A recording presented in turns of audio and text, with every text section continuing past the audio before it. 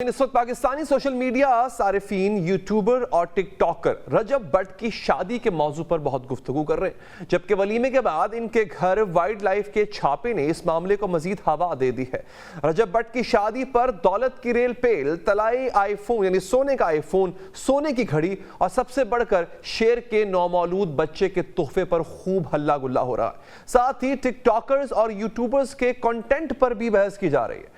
اس وقت ملک سیکیورٹی، معاشی اور سیاسی مسائل سے گھرا ہوا ہے، لیکن پاکستانی سماج کو اس وقت سب سے بڑا خطرہ سوشل میڈیا کی ویب سائٹس اور کنٹینٹ کریٹر سے ہے، کیونکہ یوٹیوب، فیس بک، ٹویٹر وغیرہ سوشل میڈیا کے ایسے طاقتور نام بن چکے ہیں جہاں حقیقت سے لے کر قیاس، مبالغہ، الزام اور دشنام تک سب چلتا ہے، کیونکہ اس کے لیے نہ تو کوئی پالیسی اور نہ ہی انہیں قابو کرنے کے لیے کوئی فلٹر لگایا جاتا ہے۔ پاکستان میں انفلوئنسرز معاشرے کو بہتری کی جانب لے جانے کے بجائے تباہی کی طرف دھکیل رہے ہیں۔ رجب بٹ کی شادی پر ڈالرز لٹانے کی ویڈیوز، تحائف اور پیسوں کی ریل پیل پر مبنی ریلز نے سوشل میڈیا پر خوب توجہ حاصل کی۔ اس شادی میں ڈکی بھائی ایک صاحب ہے، یہ بھی یوٹیوبر ہے، ان کے ڈانس نے سب کو ہلا کر رکھ دیا، لیکن آج رجب بٹ کو غیر قانونی اسلحہ اور تحفے میں ملے غیر قانونی شیر کے بچے کی وجہ سے حراست میں لیا گیا۔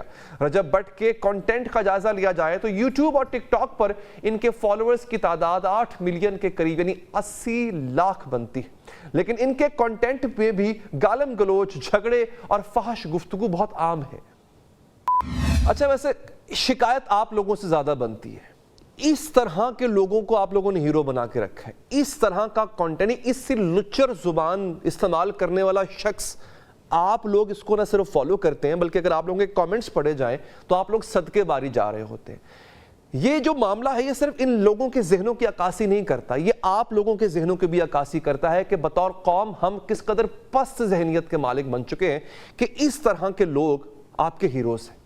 یہ قصور قصہ صرف رجب بٹ پر اختتام پذیر نہیں ہوتا ناظرین، بلکہ انہی کی شادی میں ایک اور چہرے کے شاہانہ پروٹوکول اور لاکھوں روپے نچھاور کرنے کی ویڈیوز نے وہ دھوم مچا رکھی ہے، اور اس پر بھی میں آپ لوگوں کا شکر گزار رہوں گا کہ آپ لوگوں کا ٹیسٹ اتنا گھٹیا ہو چکا ہے، اتنا برا ہو چکا ہے کہ اس آدمی کو بھی آپ نے ہیرو بنا لیا ہے۔ اس کا نام ہے، یہ بہت مشہور ٹک ٹاکر ہے، اس کا نام ہے پتلو۔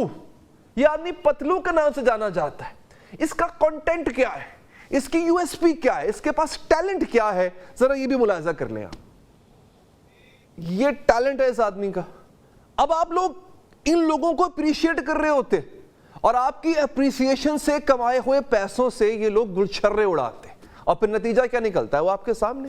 اب آتے ہیں ناظرین، ایسی ایک معروف یوٹیوبر ہیں، انفلوئنسر ہیں، ڈکی بھائی، سعد الرحمان ان کا نام ہے، عرف ڈکی بھائی کے نام سے جانے جاتے ہیں۔ ان کے یوٹیوب پر 83 لاکھ سبسکرائبرز ہیں، جبکہ ٹک ٹاک پر ملینز فالوورز ہیں ان کے ساتھ۔ ڈکی بھائی کے چینل کی سالانہ انکم اندازاً لوگ ایسا کہتے ہیں کہ جناب وہ 2 لاکھ یا وہ ڈالرز سے زیادہ ہے، یا 1.3 ملین ڈالرز سالانہ ہو سکتی ہے، ایسا سوشل میڈیا پہ عام طور پہ کہا جاتا ہے۔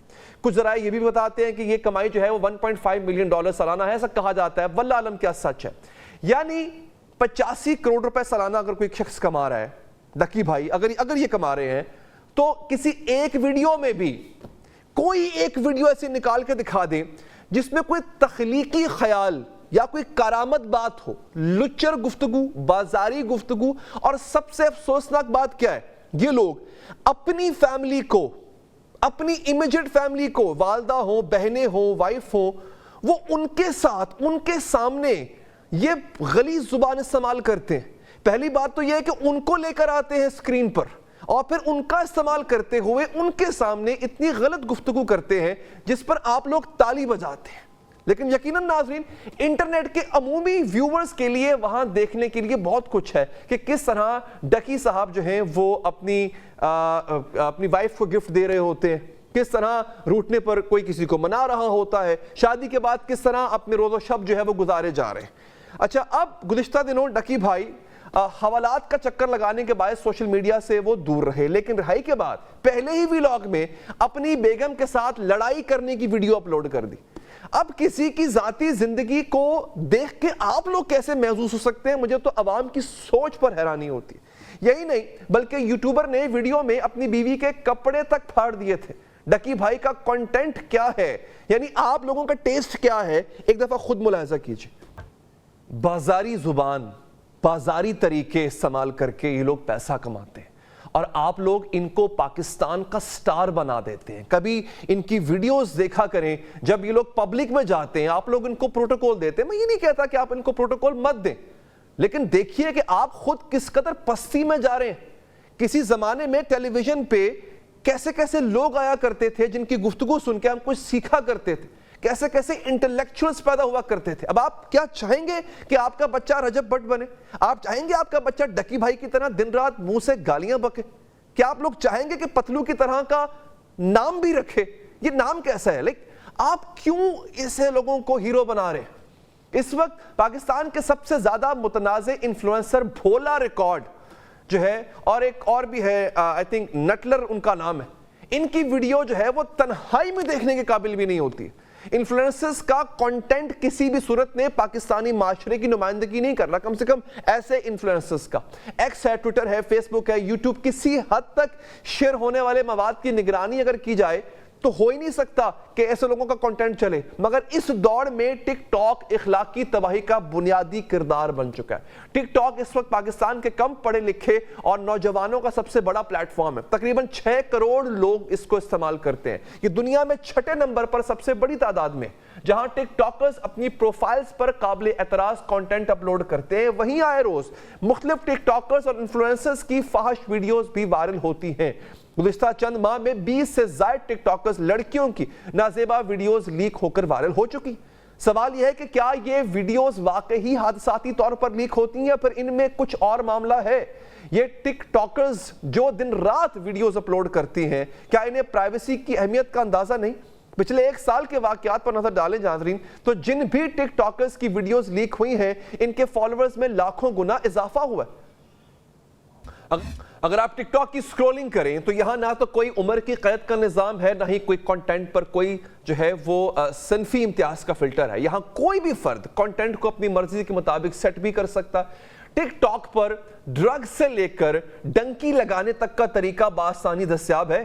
یہاں مساج سینٹر کی مارکیٹنگ سے لے کر فحاشی کے اڈوں تک ہر سامان دستیاب ہے. مختلف اکاؤنٹس کے ذریعے کال گرلز کی محفوظ مارکیٹنگ بھی کی جاتی. ٹک ٹاک لائیو فیچر اور گیمنگ نے رہی سہی کسر بھی ختم کر دی. ٹک ٹاک نہ صرف اخلاقیات کی تباہی کی جانب گامزن ہے بلکہ فیک نیوز کے پھیلاؤ کا ایک بڑا ذریعہ بھی بن چکا ہے. ایک غیر سرکاری امریکی ادارے نیوز گارڈ کی رپورٹ کے مطابق ٹک ٹاک سیاست اور جنگ جیسے واقعات کے بارے میں خبریں تلاش کرنے والے عالمی صارفین کو غلط معلومات فراہم کر رہا ہے. نیوز گارڈ نے رواں سال ٹک ٹاک پر سرچ کی جانے والی 27 خبروں میں سے پہلی 20 کا جائزہ لیا اور یہ نتیجہ اخذ کیا کہ ایپ کی جانب سے تجویز کردہ ویڈیوز میں سے 19.5% جھوٹے یا گمراہ کن مواد پر مشتمل ہے. ضرورت اس امر کی ہے کہ پاکستانی سماج کی بہتری کے لیے سماجی رابطوں کی ویب سائٹس کو کنٹرول یا پھر ریگولیٹ کیا جائے.